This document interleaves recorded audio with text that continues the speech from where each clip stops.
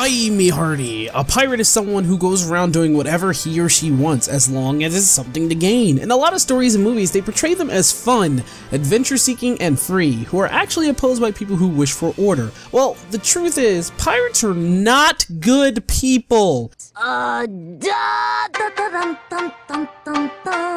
Yeah, I know, you know this already, but I'm serious. Pirates are bad. They sure do represent what I said about them. They certainly are fun, adventure-seeking, and free, but let's take that into what they do. Pirates steal, pillage, kill, and only think of themselves. They are not like any pirates you see in movies and other fantasy settings. Sometimes they can be merciful, and sometimes they don't give a shit. But mostly they don't give a shit. They steal for themselves, no matter what it is, and they kill for themselves, no matter who it is. In one such game, pirates are actually portrayed in such a fashion. They don't take pirates out of what they truly are for the sake of the story. They keep them as they are and make them something a story driver for certain legends, like Limsa Lominsa.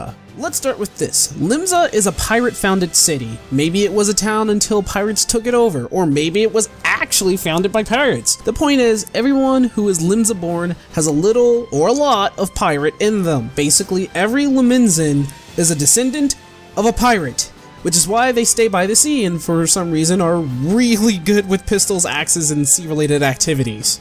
The Admiral herself may have been a pirate or born from one. The reason why they stray away from piracy is because of the chaos and misfortune that befalls them, whether they are the victimizer or being the victim themselves. Being killed at sea at a young age, dying out from disease, or being hung from the gallows. Hell, they kill themselves when they get the chance, all due to them following their own rule of life. It was because of this that most of them decided to stop this senseless stupidity and live for family, their people, and a code that the infamous and secretive rogues protect and follow to all ends. The reason I tell you all this is because of one particular pirate who made a name for himself. The name Richard Mistbeard, the dungeon Hullbreaker Isle, and Fair Sirius. At first it was to be just about the treasure of Mistbeard, but just talking about the treasure would be holding out on the main reason it exists in the first place. So this won't be just about the treasure anymore.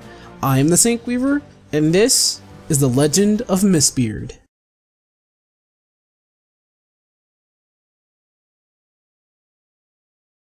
Quack.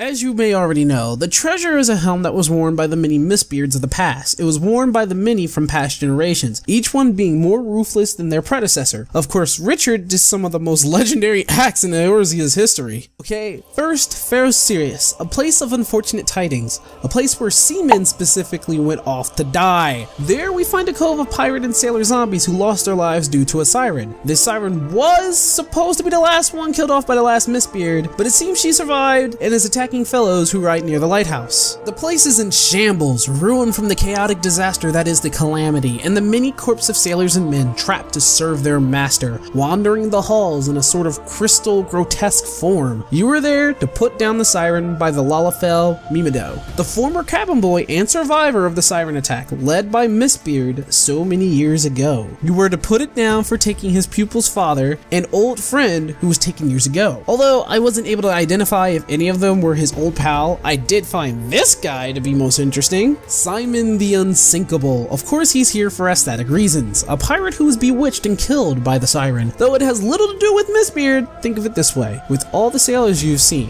why is he so important? Perhaps he was the first victim. Or perhaps he was the rival or friend of Mistbeard. The thing is, Simon has what seems to be the pirate feel, and seeing him here only shows the lifestyle of a pirate. Because after this, after Mimido and Mistbeard escape their gruesome fate, Mistbeard disappears after a few more jobs.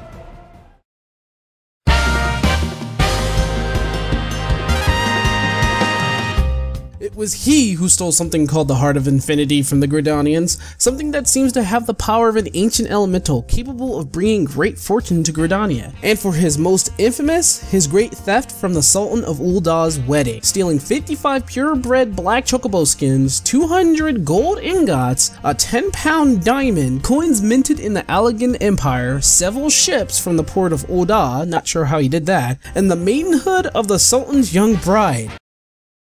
This dude definitely stole the purity of a soon-to-be wife of a sultan.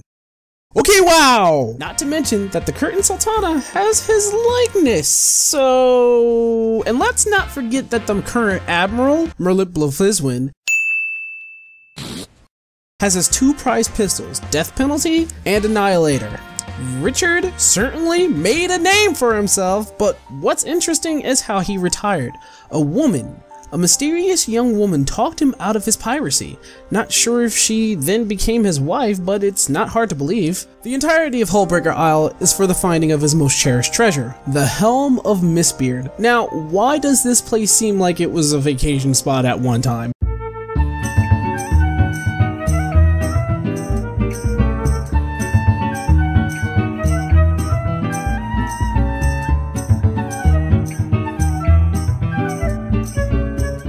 You go through exotic animals, not monsters, but animals, and for some reason, a giant gorilla. Yeah, this place was definitely a vacation spot. There had seemed to be a network of tunnels in a cave, and traps that I'm sure Mistbeard himself laid out to stop trespassers.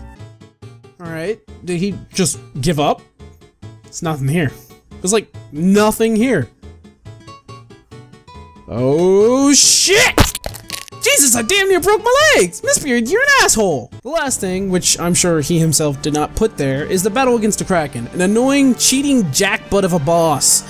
Kind of appropriate we see a Kraken though. It was perhaps the one who took the ships from Ul'dah, but I still don't see how you could tame one of these things. Maybe Mistbeard really did tame a Kraken? Well, why not?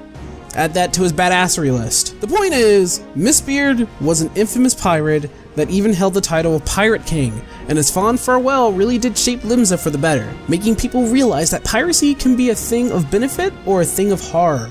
We have current pirates trying to live up to the name, and Limsans trying to honor her sacrifice. His retirement from piracy, that is. It was the quest, King of Hull, that brought to light what his helm meant.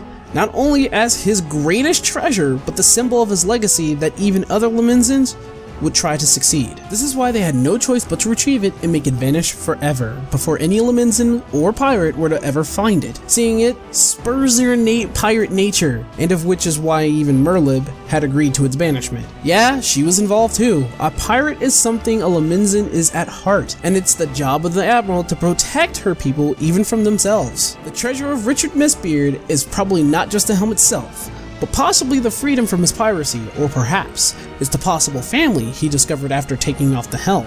To leave his greatest treasure in a box, guarded by a Kraken and not looking back, it seems to me he's found something that is much better than the life of a pirate, something more valuable than all his bounty. And that seems to be why Limsans have their freedom, their ships, and their code. Because of people like Mistbeard, who was the king of pirates and the very person who set the example of leaving an old way of life behind to find something more meaningful. I believe that is the helm's true meaning. Last thing to note, before you go and fight Leviathan, this man right here comes up with the idea to use 2 ships to hold you and your friends afloat in order to fight the Primal. He also says the ships cannot sink, something only the great pirate Mistbeard will come up with, says the Admiral herself. I found it hilarious when after the battle he thought he was in the clear giving a blow of relief at the meeting. Yeah, I'm watching you, buddy. And that brings an end to this little story. So what do you think of Mistbeard and his tales of conquest and glory? And what of this guy? Do you think he's the legend himself? Or perhaps just a very clever man? Who knows? But what I do know is that there are more stories out there to be discovered in this game, and I'm the guy on the job to find them. Until next time, I hope to see you in the next lore.